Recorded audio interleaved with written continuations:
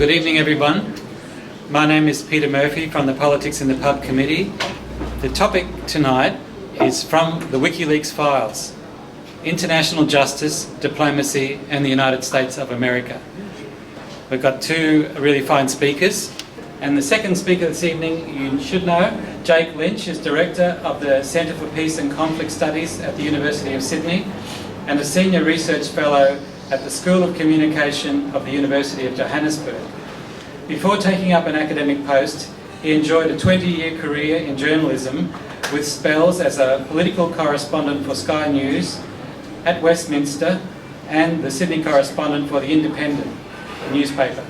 And this culminated in a role as a presenter for BBC World Television News. He's a leading authority in the field of peace journalism, which is a reform movement in both scholarly research and media aid and development. Jake is a supporter and exponent of the academic boycott of Israel. There's been an interesting recent Wikileaks story in my favourite newspaper, which is called Even the Australian. It bears a remarkable similarity to a newspaper that comes out at other times, which is called just The Australian. But in this case, Even the Australian had a story critical of the Saudi regime, which is another one of these countries which is very closely allied with the United States. And you may have seen this. It revealed that the British government of the Conservative Prime Minister David Cameron had been cozying up to the Saudis in a relationship which can only be regarded as the quintessence of the phrase unholy alliance. And in this case, the aim of the exercise was to support each other for membership of, wait for it, the UN Human Rights Council.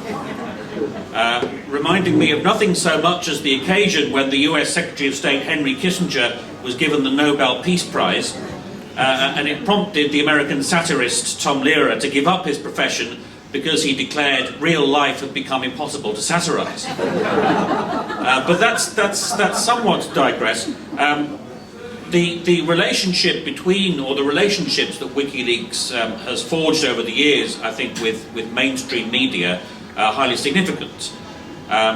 Some of my students are studying for degrees in media and communication, and when I regale them with stories of my time on Fleet Street and reporterial daring do and so forth, they tend to kind of roll their eyes heavenwards, and I think they regard all that as somewhat fuddy-duddy, and they think of the rhythmic thunk of thousands of rolled up copies of the Sydney Morning Herald that arrive on driveways in New South Wales every weekend and remain in that pristine rolled up condition until they are neatly put in the recycling box on Monday morning.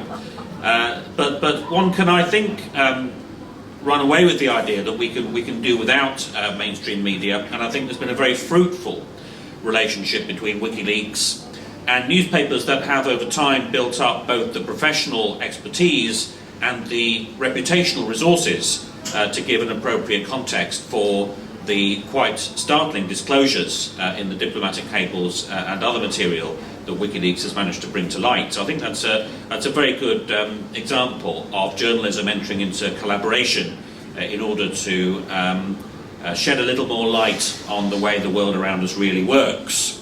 So it's probably a good antidote to what my friend and colleague Ken McNabb calls the mushroom syndrome, where publics are treated like fungi, that is to say kept in the dark and fed shit. So it's congratulations to them. I want to talk a little bit about a couple of significant cables disclosed by WikiLeaks.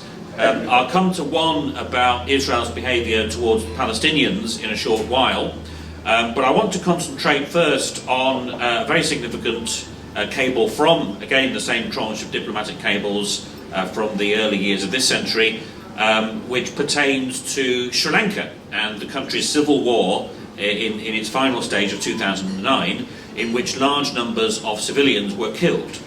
And in this particular case, pass me my specs please, Peter, slightly sign of the times there. In this particular case, this very interesting cable from 2009 contains an account of a meeting involving senior diplomats in Colombo, including the US ambassador, And this meeting was visited by the country's then President Mahinda Rajapaksa and Foreign Minister Palith Kahona. And so they both came in and they were talking about the progress of the war. And at one point, President Rajapaksa turns to the US ambassador and says, well, why don't you tell me what you think is going on the ground? Because you're probably better informed about it than I am.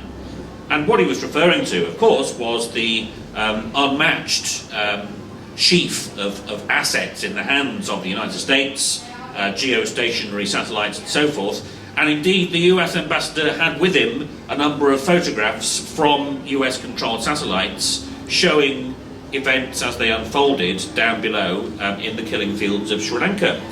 And it says here that Rajapaksa, they note that Rajapaksa had previously given orders under pressure from the international community to stop the shelling by the Sri Lankan armed forces of a designated no-fire zone. And this had taken place on April the 27th, 2009. But this meeting with senior diplomats took place over a week later on May the 5th. And the ambassador showed him satellite pictures of civilian areas in the zone, which he had declared as a no-fire zone, both before and after that supposed ceasefire date. That is to say, from the previous week, and then on the other side of the ceasefire date, the week before that. But that revealed the effects of the continuing bombardment.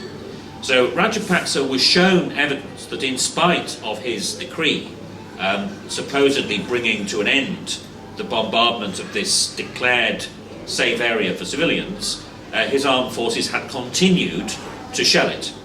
Now, the cable ends with the remark that our effort still could lead to the President conducting his own inquiries and a possible change of the Sri Lankan Army's conduct of the battle in progress. But of course, there's abundant evidence that no such change occurred. There was a fact-finding mission, a panel, sent in by the UN Secretary-General Ban Ki-moon to collate evidence around the abundant allegations concerning these kinds of incidents where civilians were shelled and bombed by the Sri Lankan military. One detailed report in the UN panel's findings provided detailed reports of shelling of a civilian installation, the Muli Vaikal Hospital, in a no-fire zone designated by the Sri Lankan Army. And that shelling, as they proved, continued right up until May the 19th. That is to say, a fortnight after this explicit warning was given to President Rajapaksa by the US ambassador that his armed forces were effectively ignoring his decrees that they should stop shelling these civilian areas. Now, Linda was talking about the International Criminal Court, and one interesting consequence of this is that one of the criteria for referral to the International Criminal Court is when the courts of a member state are either unable or unwilling to prosecute the case themselves. And the UN fact-finding panel report notes that there is no provision in Sri Lanka's own laws for command responsibility. That is to say, if somebody at the level of an army commander gives an order to shell a hospital, then that person could conceivably be guilty of a crime in the Sri Lankan system, but the person above that person, the person with ultimate responsibility, cannot. So on those criteria, there could very well be grounds for referring such a case to the International Criminal Court. Now, of course, Sri Lanka is also not a member of the ICC. And Sri Lanka is one of this minority of countries which has avoided signing up to all sorts of international instruments. One of them being the second additional protocols to the Geneva Conventions. Geneva Conventions drawn up in the late 1940s for the protection of civilians in combat, and accepted as customary international law by the whole of the international community. That seemed to prove satisfactory up until the Vietnam War. And the Vietnam War in the 60s and 70s, you probably remember, was conducted on the rationale that we had to bomb this village in order to save it. In other words, that this was a war which pitted a technologically far superior protagonist, the United States military, against basically a guerrilla force. And so the latter were very disinclined. The National Vietnamese Army, which the Americans called the Viet Cong, proved disinclined to come out into the conflict arena and stand toe-to-toe with their adversary. How unsporting of them, you may feel. So the Americans responded by bombing the villages in which they were taking refuge. That was held, on the other hand, to be unsatisfactory, and that was one of the reasons why the International Committee of the Red Cross reconvened in the 70s to draw up these additional protocols to the Geneva Conventions, and one of them, which adds Article 50 to the 4th Geneva Convention, says that the presence of non-civilians within a civilian population does not deprive that population of its civilian character. In other words, if you have a guerrilla force which wants to emerge from a civilian area and then fire it pop guns and merge back in again, they have to be allowed to do it, because that's the lesser of two evils. The greater of the two evils would be to bomb them regardless. Now, that provision has been accepted by around about 160 UN member states. That is to say, around about 80% of the international community, including Australia, by the way, which you might think is an overwhelming majority. But there is a recalcitrant minority which has quite pointedly never accepted this principle, and the minority includes some of the usual suspects, the United States, Israel and Sri Lanka, for example. And so you can see that logic, I think, inscribed in some of these kind of military tactics. Now,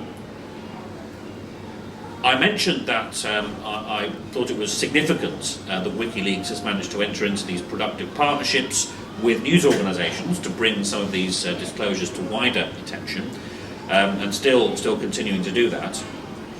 Another notable example of journalism collaborating with people outside the profession to bring significant material to light has of course been by Channel 4 News in the UK, which has received and collated and broadcast some highly significant, disturbing footage of events in the final stages of the Sri Lankan Civil War, much of which has originated from mobile phone videos.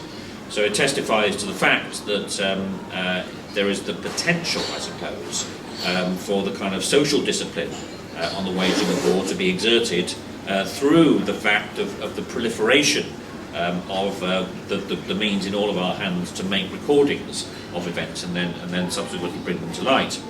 Now, in the UK, therefore, that fed into political pressure for the government of the same David Cameron to lend its backing to calls for an international investigation of the role of not only the Sri Lankan government but also the Tamil Tigers in that phase of combat in Sri Lanka, and these well-attested allegations of the indiscriminate killing of civilians.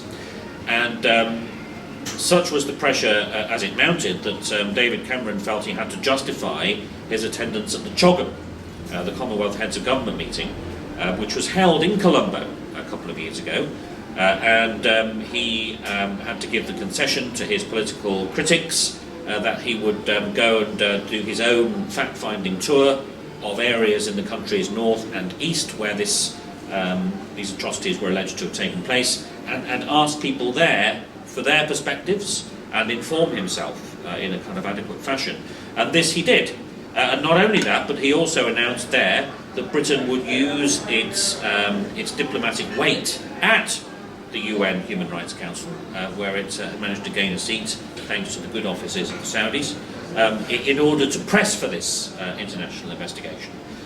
And that was significant, that motion was carried. At that time, it's worth noting, Australia also had a seat on the UN Human Rights Council, although it was a non-voting member. What Australia did was it used its good offices there to go around trying to sabotage this motion for an international investigation. It was trying to persuade people to ease off on the government of the then President Rajapaksa as part of a dirty deal it had done to get the Sri Lankans to try to limit the flow of refugees from the conflict seeking asylum in Australia. So that's just one of so many examples of how our dear Department of Foreign Affairs and Trade represents us in these matters. But the motion was carried.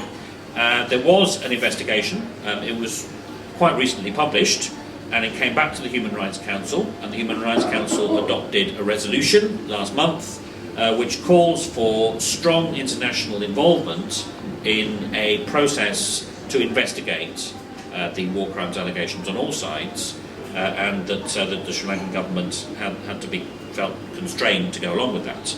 Now, what it will require, in the eyes of all of those who observe this process, is for that pressure to be kept up, because there will inevitably be a tendency on the part of the Sri Lankans to want to shield certain prominent people, including the former president, from the consequences of any such investigation. So the pressure will have to be kept up from the international community if that's actually going to take place.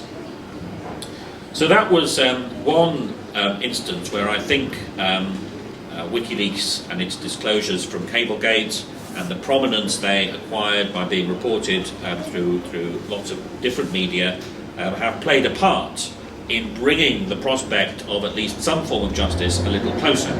I would absolutely endorse the comments with which Linda closed her remarks and those attributed to the centre in South Africa, that there have to be many different forms of justice, especially for a historically oppressed people such as the Tamil population of Sri Lanka, who have had to face multiple issues of structural injustice which are still ongoing, and they still face the prospect of their lands being occupied and confiscated by the military, and still very little by way of accountability for the large number of killings and disappearances that have been inflicted on them over many years.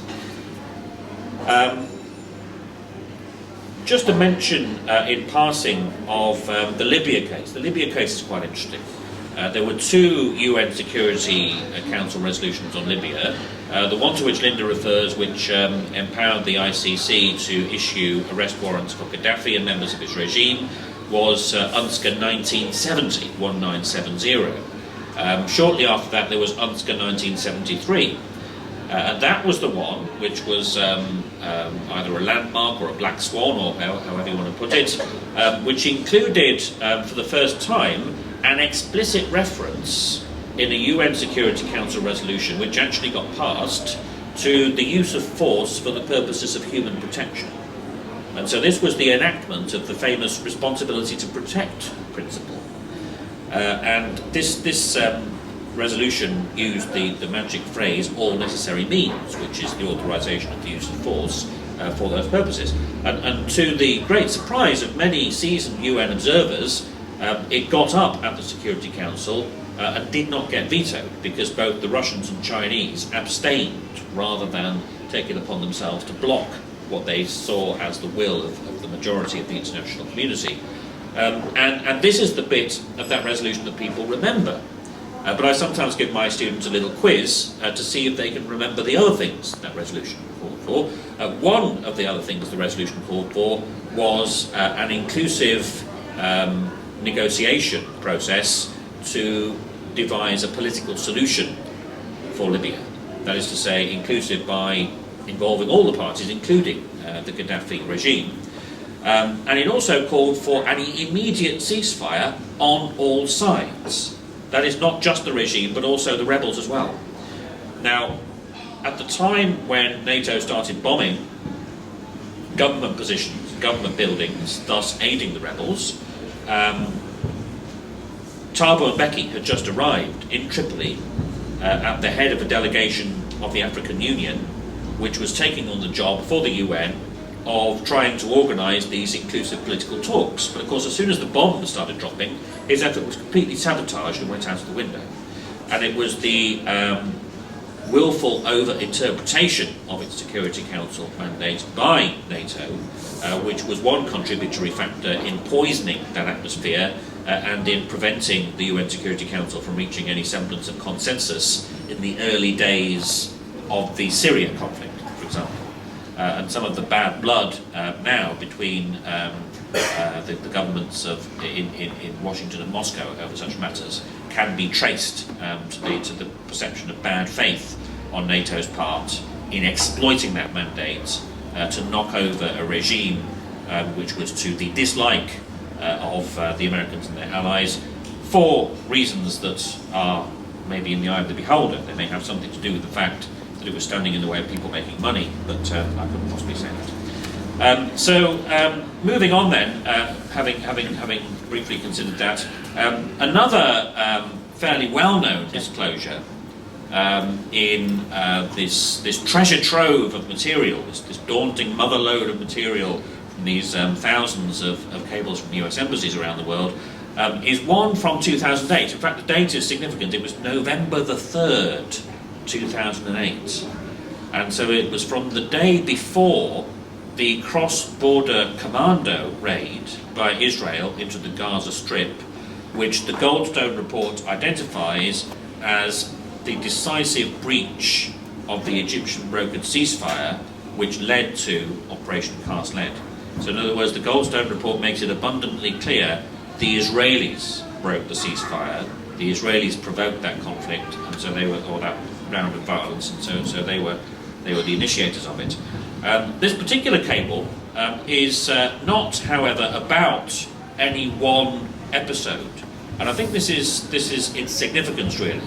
That, of course, the world resumed paying attention to the situation facing the Palestinians when there is some kind of eye-catching event, as unfortunately there has been over recent days. But that has the potential to mislead. And there's a famous piece of research done in the UK by the Glasgow University Media Group, which took the form, or one of the forms it took was to ask television viewers for their perceptions of what was going on in the Israel-Palestine conflict. And one of their persistent returns was that they believed that the Palestinians would strike at the Israelis and the Israelis would then respond. And this was the paradigm that they saw.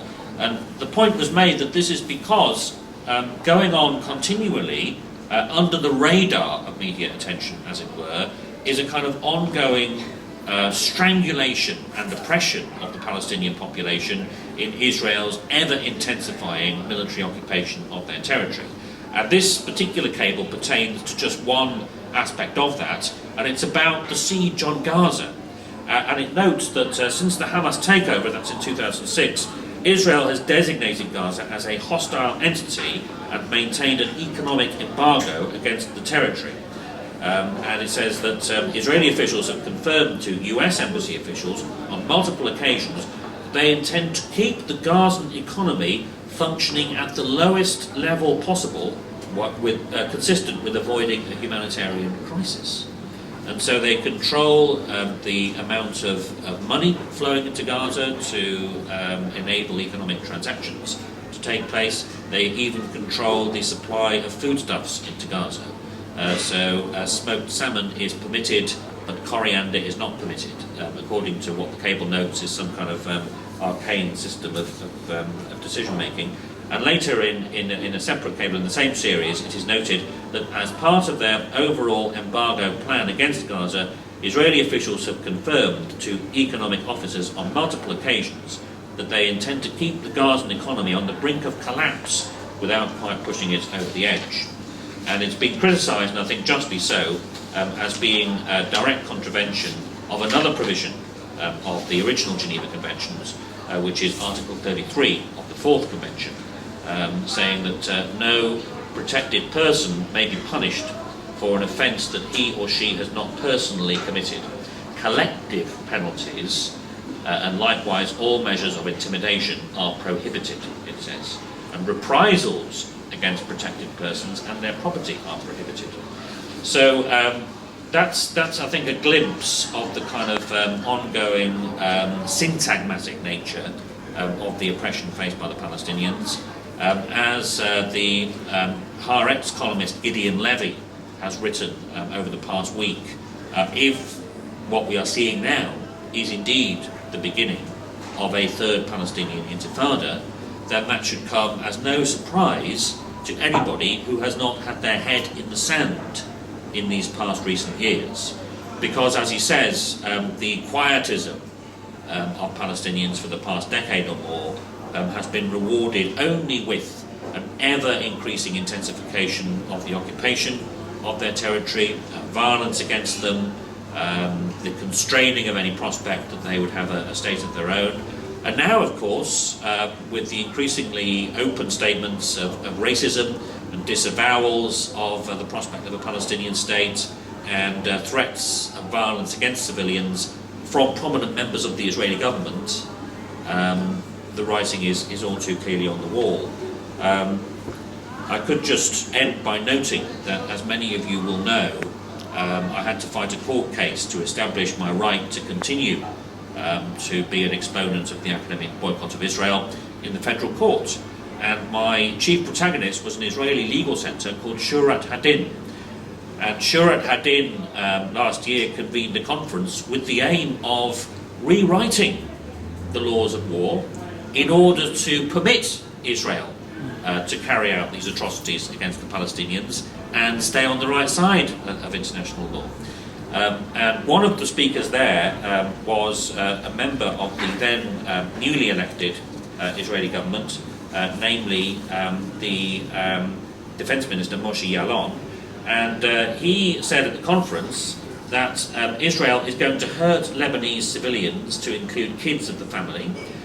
We did it then, we did it in the Gaza Strip, and we're going to do it in any round of hostilities in the future.